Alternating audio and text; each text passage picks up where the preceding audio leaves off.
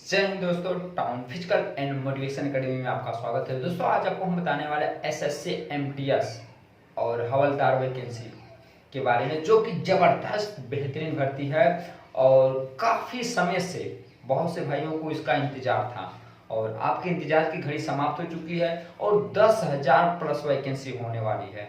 छोटी मोटी वैकेंसी की बात नहीं हो रही है, 10,000 प्लस वैकेंसी आएगी। तो आने से पहले, किसी भी फॉर्म को भरने से पहले संपूर्ण जानकारी ले लेना हमारे लिए मोस्ट इम्पॉर्टेंट होता है। क्योंकि बहुत से भाई हमारे ऐसे होते हैं कि वो फॉर्म तो अप्लाई करते हैं, लेकिन जिस हिसाब से उनकी क्वालिफिकेशन, जिस हिसाब से उनकी तैयारी होती है, उसमें वो नहीं भर पाते हैं और गलती कर जाते हैं, जिसकी वजह से उन्हें भर्ती में छपना पड़ जाता है। तो आप यदि एसएससी एमटीएस और हवलदार वैकेंसी के बारे में सोच रहे हैं, देखने के बारे में या फॉर्म ऑनलाइन करने के बारे में, तो आपके लिए ये वीडियो मोस्ट इंपॉर्टेंट होने वाली है। तो वीडियो यदि आपको पसंद आए तो लाइक करिएगा, चैनल को सब्सक्राइब करिएगा। तो देर न करते हुए चलिए हम वीडियो को शुरू करते हैं। तो आप यहाँ पे देख सकते हैं SSC MTS upcoming new vacancy 2023। SSC MTS की नई भर्ती जो आने वाली है उसके बारे में आपको संपूर्ण जानकारी हम दे रहे हैं। पोस्ट यहाँ पे 10,000 प्लस, यानी कि 10,000 से ज्यादा पोस्ट होने वाला है। और अप्लाई डेट इसका फिक्स हो चुका है। 14 जून से फॉर्म आपका ऑनलाइन होगा और 14 जुलाई लास्ट डेट रहेगा। तो फॉर्म ऑनलाइन करने से पहले उसकी जानकारी रखना बहुत मोस्ट इंपॉर्टेंट होता है। क्योंकि गलती कर जाते हैं लोग और बाद में पछतावा होता है उनको। तो यहाँ पे आप देख सकते हैं एज 18 से 25 वर्ष। इस फॉर्म को 18 से 25 साल तक के युवा इस फॉर्म को भर सकते हैं और वहीं उम्र में भी छूट मिलेगी। आप देख सकते हैं यहाँ पे एज रिलैक्सन, ओबीसी कैंडिडेट को 3 साल की छूट मिलनी है और वहीं एससी एसटी कैंडिडेट जो भी होंगे उनको 5 साल की उम्र में छूट मिलती है। हर वैकेंसी में जैसे छूट मिलती है ना, एज रिलैक्सन, उम्र में छूट, उसी तरह से इसमें भी आपको उम्र में छूट मिलनी है। और एग्जाम डेट आपको बताना चाहते हैं, अगस्त एवं सितंबर में आपका एग्जाम होगा। फॉर्म जुलाई तक ऑनलाइन चलेगा, उसके 1 महीने बाद अगस्त से लेकर के सितंबर तक आपका एग्जाम होगा। और वहीं इसकी योग्यता, क्वालिफिकेशन बोले तो सिर्फ मिनिमम 10 पास यदि आप हैं तो आप इस फॉर्म को भर सकते हैं। तो आज के डेट में कौन नहीं यार 10 पास होता है, तो आपके लिए मोस्ट इंपॉर्टेंट भर्ती है। और वही इसका सिलेक्शन प्रोसेस, किसी भी भर्ती का सिलेक्शन प्रोसेस जान लेना मोस्ट इंपॉर्टेंट होता है। क्योंकि यदि आप सिलेक्शन प्रोसेस नहीं जानते हैं, पहले किस चीज की तैयारी हमको करना चाहिए, आप गलत तैयारी करने की वजह से पहले ही प्रक्रिया में आप छट जाते हैं। तो सिलेक्शन प्रोसेस किसी भी भर्ती का मोस्ट इंपॉर्टेंट होता है। तो आप सिलेक्शन प्रोसेस यहाँ पे ध्यान दीजिएगा। रिटेन टेस्ट यहाँ पे जो है सेशन 1 सेशन 2 चलेगा। 2 सेशन में एग्जाम होता है। एक ऐसा सेशन होता है जिसमें सिर्फ आपको क्वालिफाई करना होता है, उसका मेरिट नहीं बनता है। फर्स्ट सेशन में आपको सिर्फ मेरिट, उसको क्वालिफाई करना, उसका मेरिट नहीं, उसका नंबर नहीं उसमें जुड़ता है, सेकेंड वाले का जुड़ता है। वहीं दूसरा इसका प्रोसेस जो है पीटी पीएसटी, यानी कि फिजिकल स्टैंडर्ड टेस्ट जो इसका है, यानी कि रनिंग और वेट, लंबाई वगैरह सब कुछ की जो बात है, वो दूसरी प्रक्रिया। ये सिर्फ हवलदार की बात हुई है। हवलदार पद के लिए जो भी भाई फॉर्म भरेंगे, हवलदार का मतलब ये होता है कि यदि 10,000 फॉर्म है, यदि 10,000 वैकेंसी है, तो इसमें से आप जानिए कि ज्यादा से ज्यादा एमटीएस वालों की भर्ती होती है। 10,000 में से आप इतना जानिए कि 6,000 से 7,000 तक एमटीएस का फॉर्म रहेगा और 3,000 तक रहेगा आपका हवलदार का। तो इस तरह से फॉर्म अप्लाई करने के लिए एमटीएस वालों का फिजिकल नहीं होता है, उनको सिर्फ रिटेन देना होता है। और रिटेन देने के बाद फिर रिटेन होने के बाद फिर उनका मेरिट बनता है और मेरिट होने के बाद सिलेक्शन हो जाता है। लेकिन वही हवलदार का जो होता है उसका पीटी पीएसटी होता है, फिजिकल स्टैंडर्ड होना अनिवार्य होता है हवलदार के लिए। और फिर वही तीसरी प्रक्रिया है डीपी, यानी कि डॉक्यूमेंट वेरिफिकेशन। और चौथी प्रक्रिया है मेडिकल बोले तो आपका हाथ पांव, नाक, कान, आंख, मुंह, दांत सब कुछ ठीक ठाक है ना, तभी तो आप जा सकते हैं। तो इस तरह से 4 प्रक्रिया में आपकी भर्ती होने वाली है। तो फर्स्ट प्रक्रिया आपका रिटेन है। तो आइए रिटेन के बारे में हम जान लेते हैं कि फर्स्ट सेशन में क्या आएगा, किस तरह से आएगा, ताकि हम फर्स्ट सेशन पास करेंगे तभी हम सेकेंड सेशन में बैठ सकते हैं, तभी हमारा सेकेंड सेशन की कॉपी चेक होती है। जैसे कि देखिए अभी फर्स्ट सेशन जो है ना, session first and second, minimum passing marks, यहाँ पे मिनिमम जो है फर्स्ट सेशन आपका, सेकेंड सेशन छोड़िए, अभी फर्स्ट सेशन, यदि आप फर्स्ट सेशन में जनरल कैटेगरी में आते हैं तो 30% मार्क्स यदि आप लाते हैं तो आप क्वालिफाई कर जाएंगे। और वहीं ओबीसी ईडब्ल्यूएस है तो आपके लिए 25% मार्क्स लाना जरूरी है, तभी आप क्वालिफाई करेंगे अगली प्रक्रिया के लिए। और अदर के लिए 20%, अदर बोले तो एससी एसटी को वालों के लिए 20% यहाँ पे लाना अनिवार्य होता है। और अब यहाँ पे आता है सेकेंड सेशन, आप यहाँ पे ध्यान दीजिएगा। सेशन फर्स्ट, अभी ये तो सिर्फ इसको बताएं मार्क्स, मिनिमम मार्क्स। अब यहाँ पे फर्स्ट सेशन के बारे में अब थोड़ा सा जानिए।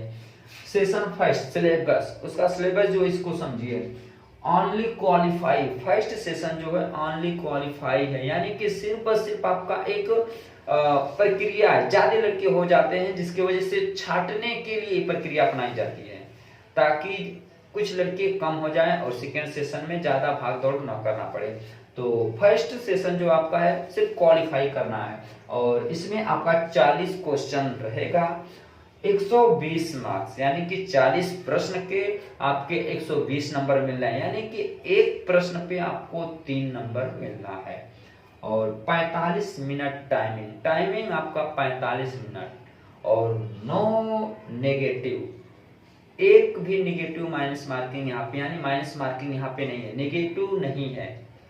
तो आप बेहतरीन करिएगा ताकि आप फर्स्ट प्रक्रिया में ही सफल हो सकें। और यही इसका जो सिलेबस है, सिलेबस आप जान जाइए। मैथ का 20 क्वेश्चन रहेगा, और रीजनिंग का भी 20 क्वेश्चन रहेगा, यानी कि 40 क्वेश्चन, मैथ से 20 क्वेश्चन, रीजनिंग से 20 क्वेश्चन, टोटल 40 क्वेश्चन आपको करने हैं। और उसमें से यदि आप 30% कर देते हैं, 25%, 20%, तो आप क्वालिफाई हो जाएंगे। अब वहीं आते हैं सेकेंड सेशन, मेन यही है भाई। फर्स्ट सेशन तो आपने क्वालिफाई कर लिया, लेकिन सेकेंड सेशन जो, इसके बारे में आप जानिए कि सेकेंड सेशन सिलेबस और मेरिट इसका आप समझिए। मेरिट इसी में सेकेंड सेशन में ही आपकी मेरिट बननी है। फर्स्ट सेशन सिर्फ आपका पासिंग है, उसमें आप 120 नंबर में 120 ला दीजिए, कुछ प्रभाव नहीं पड़ेगा। आप 120 लाइए चाहे 100 नंबर लाइए, सिर्फ आप पास कहलाएंगे, उसका नंबर नहीं जुड़ना है। नंबर आपका मेन इसमें सेकेंड सेशन जो है इसमें जुड़ेगा। और हाँ, ध्यान देने वाली बात है कि ये दोनों जो एग्जाम है ना, एक ही दिन होगा, कोई ये नहीं है कि 2 दिन 4 दिन 10 दिन का अंतराल होगा। आप एक ही दिन जाते हैं, आपका जैसे ही फर्स्ट सेशन समाप्त होता है, सेकेंड सेशन के उसी दिन सेकेंड सेशन भी आपका हो जाएगा। तो दोनों की तैयारी आपको साथ साथ लेकर के ही करना है। तो सेकेंड सेशन में आप जान जाइए आपको क्या करना है। 50 क्वेश्चंस आपके आने वाले हैं और 150 नंबर आपको मिलना है, यानी कि एक प्रश्न का 3 नंबर आपको मिलना है। और टाइमिंग आपको 45 मिनट से 50 क्वेश्चन। इस बार ध्यान दीजिए, टाइमिंग सेम है लेकिन क्वेश्चन बढ़ गया है प्रीवियस, यानी कि आपका जो सेशन फर्स्ट है उसमें आपका 40 प्रश्न ही है और टाइमिंग 45 मिनट मिल रहा है, लेकिन यहाँ पे 50 क्वेश्चन हो जा रहा है लेकिन टाइमिंग आपका 45 मिनट ही है। तो उस हिसाब से अपनी स्पीड को रखना है।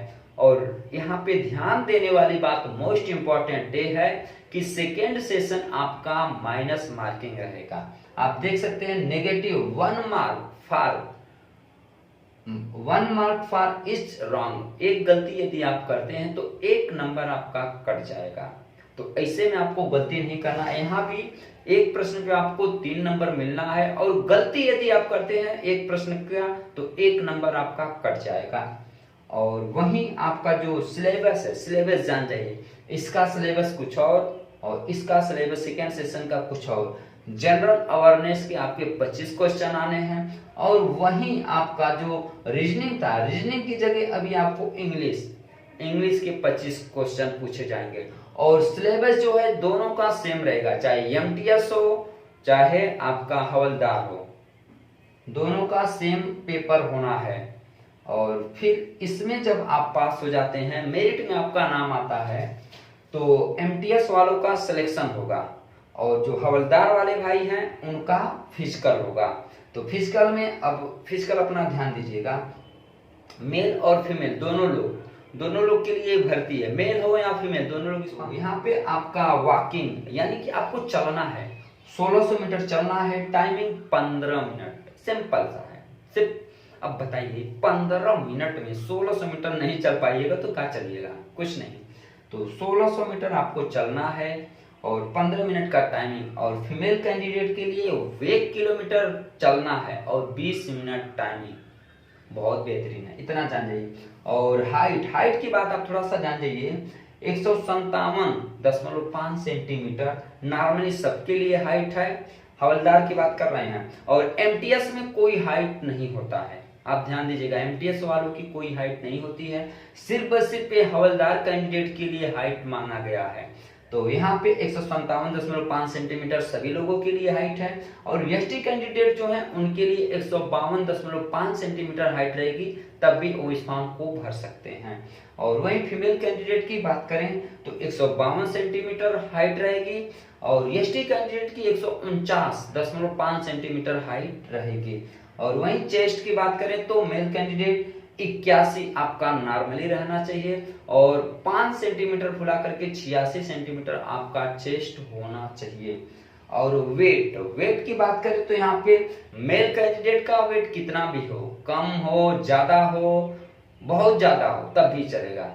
सिर्फ यहाँ पे फीमेल कैंडिडेट हैं उनके लिए बाउंडेशन लगाया गया है कि उनका वेट 48 केजी से ज्यादा न हो, नहीं सॉरी 48 केजी से कम ना हो, मिनिमम ये आपका 48 केजी होता है। और बाकी तो हाइट के हिसाब से आपका वेट लिया जाता है, लेकिन मिनिमम आपका 48 वेट रहना ही चाहिए। और एससी और एसटी कैंडिडेट के लिए 46 केजी रहेगा। यानी कि आप इतना सब कुछ देखने के बाद, इतना सब बताने समझाने के बाद भी यदि किसी भी मेल या फीमेल कैंडिडेट को कुछ न समझ में आए तो आप कमेंट करके पूछ सकते हैं, ताकि हम आपको इस बारे में और बेहतरीन समझा सके, बता सके। क्योंकि देखिए हम जो भी बातें आपको बताते हैं पूर्ण रूप से उसकी जानकारी लेने के बाद ही बताते हैं, ताकि आपको छटना ना पड़े। तो फॉर्म भरने से पहले मेरा एक सजेशन है आप सभी लोगों के लिए कि अभी आपका जो है फर्स्ट प्रक्रिया जो है कि रिटेन है, तो अभी आप रिटेन की तैयारी करिए। अगस्त सितंबर में यदि आपका होना है रिटेन, तो उससे पहले आप अपनी तैयारी बेहतरीन करिए, ताकि आपको छटना न पड़े। तो यही सब बातें थी दोस्तों। तो आशा करते हैं कि वीडियो आपको काफी अच्छा लगा होगा। यदि बेहतरीन लगा होगा तो लाइक करिएगा, चैनल को सब्सक्राइब करिएगा, वीडियो को शेयर करिएगा, ताकि एक से बढ़कर एक वीडियो आपको हमारे चैनल के माध्यम से मिलता रहे। तो मिलते हैं दोस्तों आपसे अगले वीडियो में, तब तक के लिए जय हिंद, जय भारत, ऑल द बेस्ट।